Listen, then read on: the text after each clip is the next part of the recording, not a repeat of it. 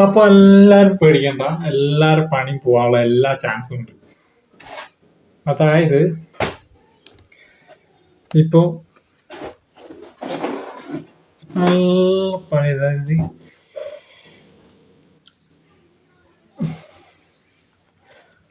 എല്ലാരും പണിയും പോവാനും ചാൻസ് ഉണ്ട്. കാരണം എന്താ വെച്ചാല് ഈ AI ആർട്ടിഫിഷ്യൽ ഇന്റലിജൻസ് ഈ മൂലം ഇപ്പം പണ്ട് ഇത് AI ഇറങ്ങിയപ്പോ വലിയ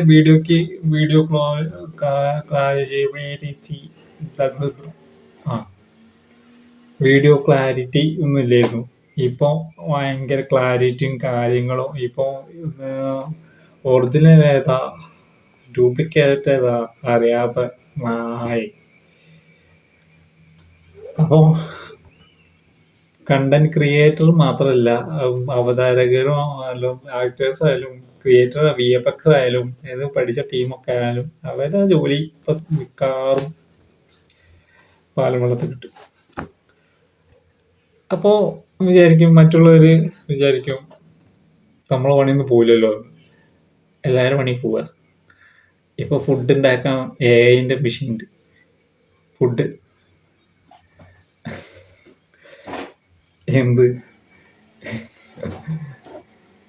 അതായത് പണ്ട് ഇപ്പോ കോഫി മെഷീൻ, ആ കോഫിയും ഫിൽറ്ററും ഷുഗറും കാര്യങ്ങളൊക്കെ ഇറക്കി വെച്ചിട്ടുണ്ടെങ്കിൽ ഒരു ഷുഗർ വിത്തൗട്ട് ഷുഗർ മറ്റേ അടിച്ചു കൊടുത്താൽ സാധനം റെഡി, ഒരു കോഫിയും റെഡി. അതേപോലെ എല്ലാ ഫുഡിന്റെ ഇൻഗ്രീഡിയന്റ് എല്ലാം ചേർത്ത് കഴിഞ്ഞാൽ ഇട്ട മെഷീൻ ഉണ്ട്. ആ മെഷീനിൽ സാധനം ഇത്ര ആൾക്ക് ഇത്ര ഫുഡ് എന്ന് പറഞ്ഞു കൊടുത്താല് ആ ഫുഡും റെഡി. പോയി ഇതെങ്ങോട്ട് പോണ ഒരു പിടുത്തില്ല.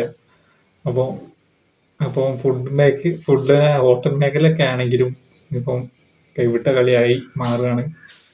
അത് മാത്രല്ല, ആളില്ല ഷോപ്പ് പണ്ടേ ഇറങ്ങിയിട്ടുണ്ട്. നിർമ്മാണ മേഖലയിലാണ് പണ്ട്.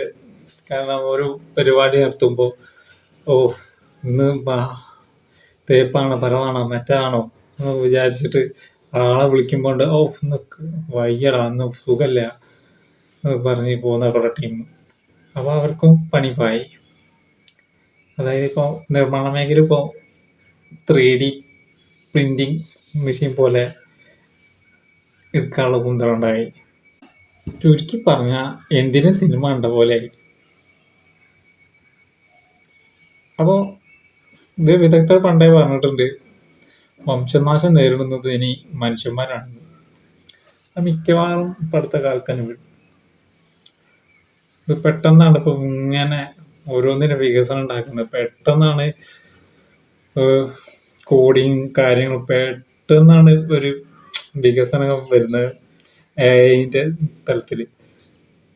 AI എന്ന് പറഞ്ഞാല് വീഡിയോ ക്രിയേഷൻ മാത്രമല്ല.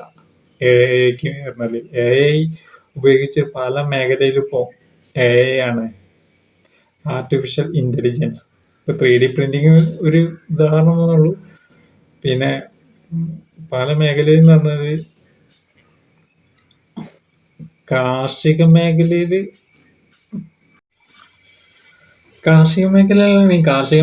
പല ടൂളിന്റെ കാര്യങ്ങൾ ഇതൊക്കെ നല്ല വികസിത മേഖല.